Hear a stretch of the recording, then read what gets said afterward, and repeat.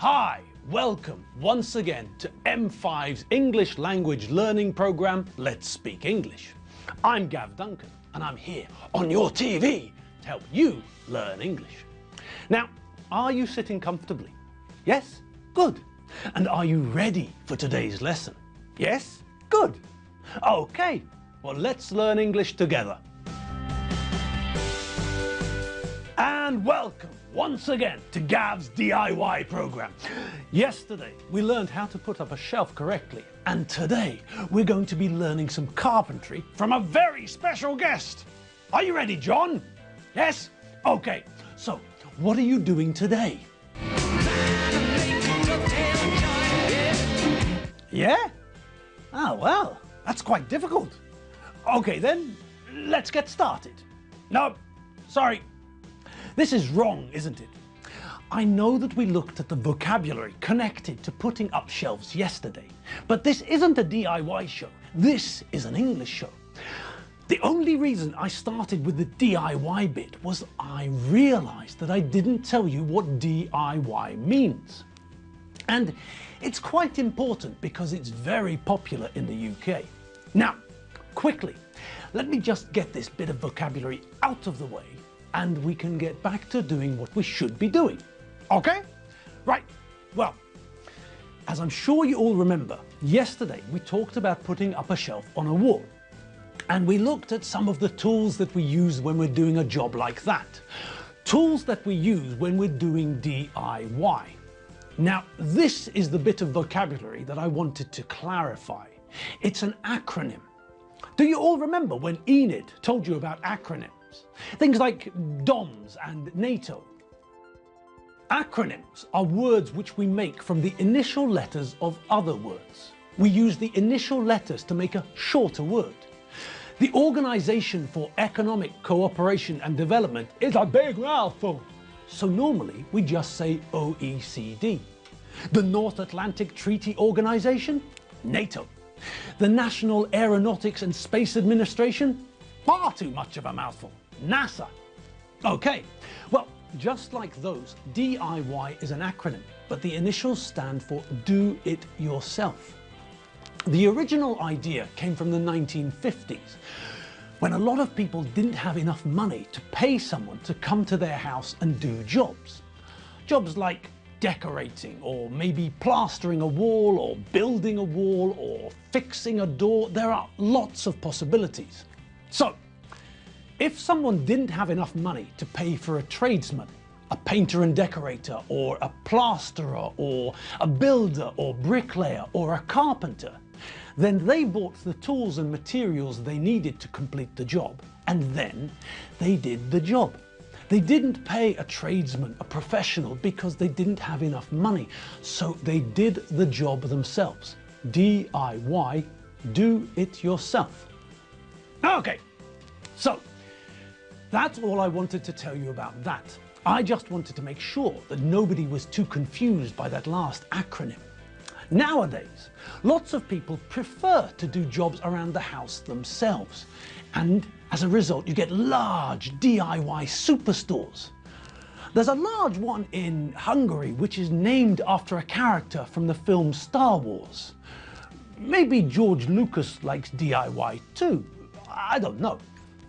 Anyway, that's enough of that for now. Now it's time to get back to what we were looking at a couple of lessons ago. Think back, think back. Who remembers what we were looking at? I know, you all do.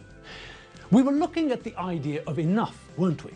That's right, we were looking at enough and the difference between when we use it with a noun and when we use it with an adjective. You do remember, don't you? Okay, I'll believe you.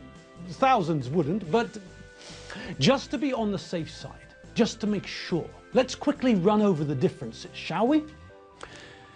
When we use enough with a noun, then we use the form of enough plus noun.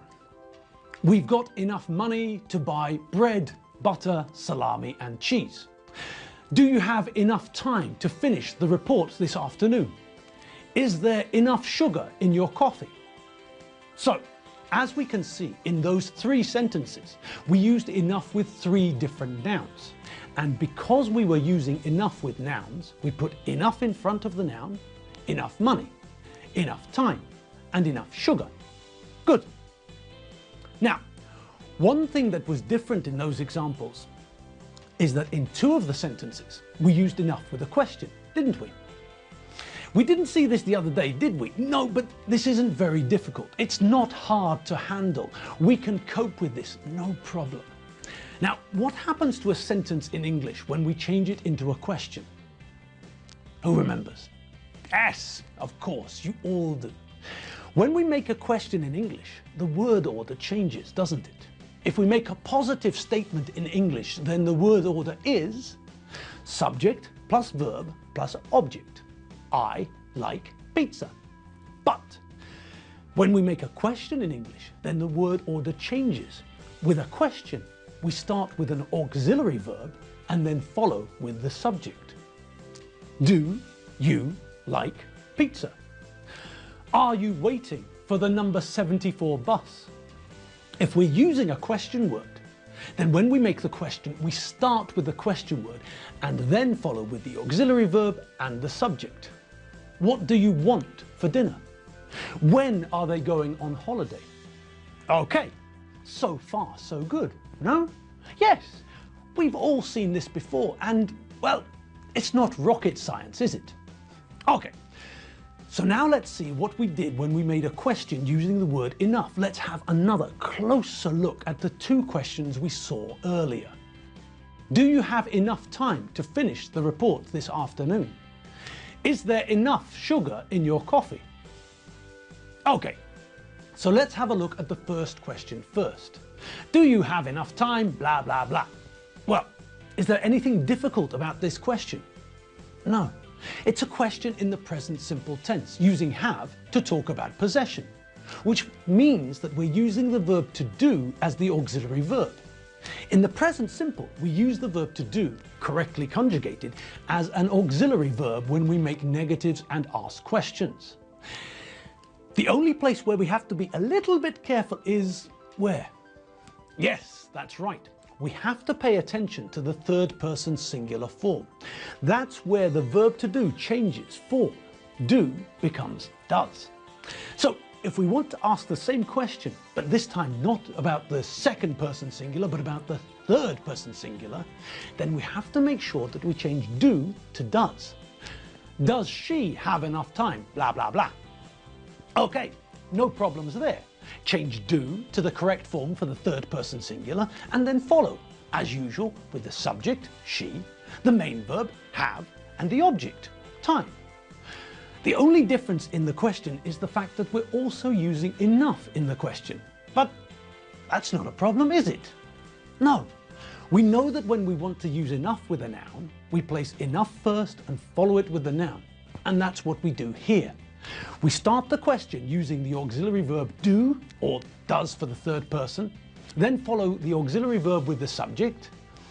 I, you, Alfredo, Loretta, Doreen, the Benchfields, or Christian from the ferry. And then we add the main verb in the infinitive and follow with the rest of the sentence. Have enough time. Enough goes before the noun, just like normal. Okay, so let's have a look at the other question, the one about the sugar and the coffee. Well, this time we're asking a question using the present simple form of the verb to be. Now this is slightly different because the verb to be doesn't use an auxiliary verb in the present simple or the past simple tenses. So all that means is that we start with the correct form of the verb to be. In this case, is, the 3rd person singular. We're talking about sugar, which is the 3rd person singular. So all we do is change the positive sentence, there is enough sugar in your coffee, into a question by changing the position of the verb. We move the correct form of the verb to be, is, to the front of the sentence, and we follow with the rest. This time, also using enough and making sure that because we're using enough with a noun, we follow enough with the noun. Enough sugar, not sugar enough. Simple. Okay, so what about the other situation? What about when we use enough with adjectives, not nouns? Well, as I'm sure you all remember, when we use enough with an adjective, then we place the adjective first and follow it with enough. So in the sentences, Chongi is good enough to play football for the first team. Balint isn't old enough to start school. Bense isn't strong enough to open the jar. Nandi isn't tall enough to see over the wall. We can see that we follow the four adjectives, good, old, strong and tall, with enough. It's adjective plus enough, not the other way around. Okay, and what about you asking questions with the adjective plus enough form? Well, what do you think? Yes, that's right. We do the same as we did with the enough plus noun form. We make the question and then add the adjective followed by enough, like this. Is Chongi good enough to play football for the first team? Is Balint old enough to start school? Is Bense strong enough to open the jar? Is Nandi tall enough to see over the wall?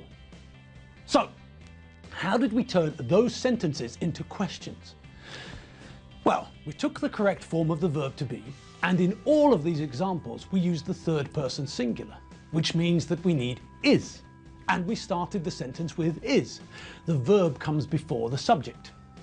In positive sentences, we follow the pattern of subject plus verb plus object. But in questions, we change the positions of the subject and the verb. It becomes verb plus subject. Now, did you all note that in the original examples we used the negative form? I'm sure you did, and it's not a problem, is it? No. All we had to do, as you can all see, is add the word not. That word we always see when we're making a negative sentence to the verb.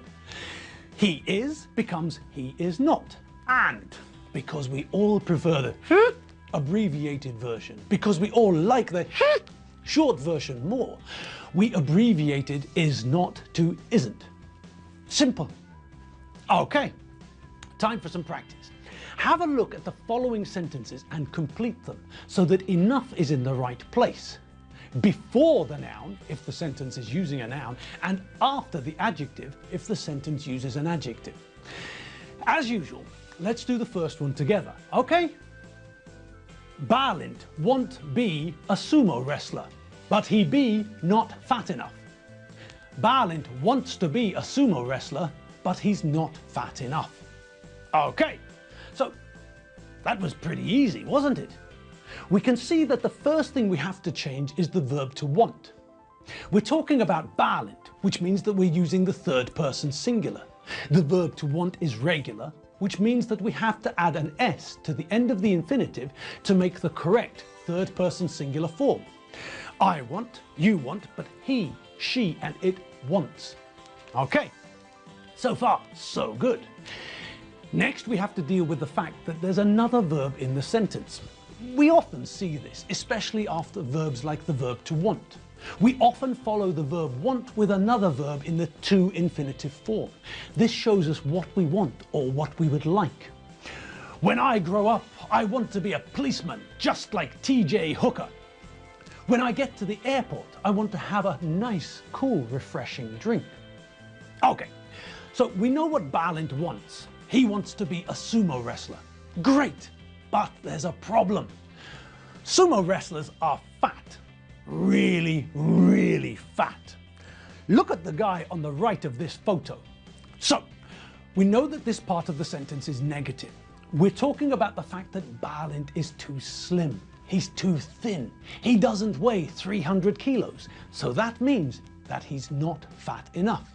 And we're talking about Balint using the present simple form of the verb to be, which means that we have to conjugate the verb. He is. And when we add the negative, the word not, to the equation, then we get he's not. Also, we're using the word enough with an adjective, which means that we place the adjective before enough. Right then, let's put all of that together, shall we? Balint wants to be a sumo wrestler, but he's not fat enough. Okay, oh no! We haven't got enough time to start the sentences. We're out of time. Oh, bass guitars.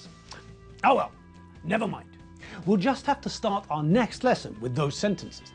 Okay then, people, the time has come for me to leave you. So, until tomorrow, have fun, enjoy yourselves, and remember, keep on drinking coffee. Right then, I'll see you all tomorrow. See you later. Bye.